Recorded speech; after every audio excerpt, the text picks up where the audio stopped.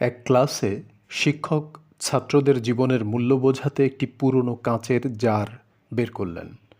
জারটি নানা রঙের ছোট ছোট পাথরে পূর্ণ ছিল। শিক্ষক ছাত্রদের জিজ্ঞাসা করলেন, এই জারটি কি পূর্ণ? সবাই বলল, হ্যাঁ। এরপর শিক্ষক জারটিতে কিছু ছোট নুড়ি পাথর ঢেলে ঝাঁকাতে লাগলেন।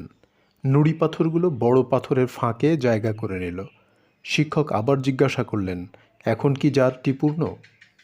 এবার কেউ কেউ বলল হ্যাঁ, তবে কেউ কেউ দ্বিধা প্রকাশ করল। এরপর শিক্ষক জারটিতে বালি ঢালতে শুরু করলেন। বালি নুড়ি পাথরের ফাঁকে জায়গা করে নিল। শিক্ষক আবার প্রশ্ন করলেন। সবাই এবার এক বাক্যে বলল, হ্যাঁ, এখন জারটি সত্যিই পূর্ণ।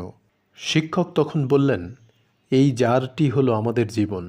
বড় পাথরগুলো হলো আমাদের জীবনের সবচেয়ে গুরুত্বপূর্ণ জিনিস: পরিবার, বন্ধু, স্বাস্থ্য, স্বপ্ন। নুড়ি পাথরগুলো হলো অন্যান্য গুরুত্বপূর্ণ জিনিস: কাজ, শখ ইত্যাদি। আর বালি হলো ছোটোখাটো বিষয় যা আমাদের সময় কেড়ে নেয়। যদি আমরা প্রথমে বালি দিয়ে জারটি ভর্তি করি, তাহলে বড় পাথর এবং নুড়ি পাথরের জন্য আর জায়গা থাকবে না।